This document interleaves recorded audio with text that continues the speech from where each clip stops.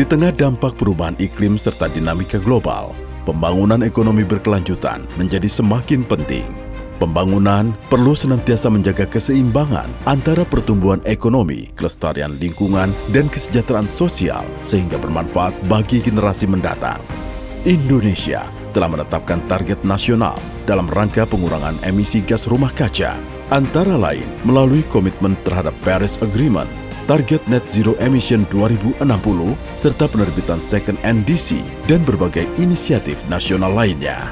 OJK sebagai regulator sektor jasa keuangan secara konsisten mendorong agenda keuangan berkelanjutan di Indonesia melalui serangkaian kebijakan dan kolaborasi sinergis dengan pemerintah, lembaga, dan seluruh pemangku kepentingan.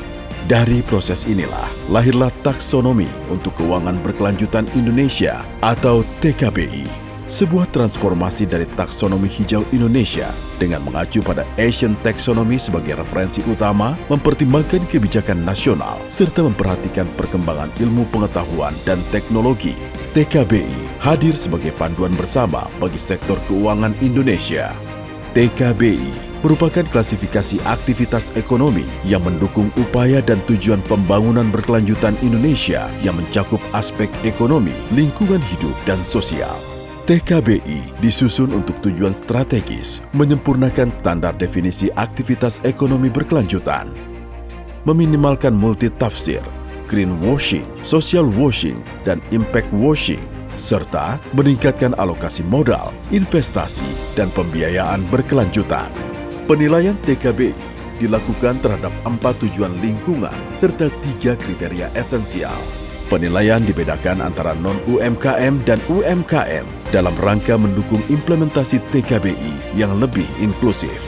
Selaras dengan tujuannya, TKBI dirancang dengan prinsip rumah tumbuh yang dibangun secara bertahap. TKBI versi 1 diterbitkan pada tahun 2024 sebagai fondasi kerangka utama penilaian TKBI yang berfokus pada sektor energi. TKBI versi 2 diterbitkan pada tahun 2025 memperluas cakupan aktivitas ekonomi pada sektor konstruksi dan real estate, transportasi, serta sebagian pertanian, kehutanan, dan perikanan.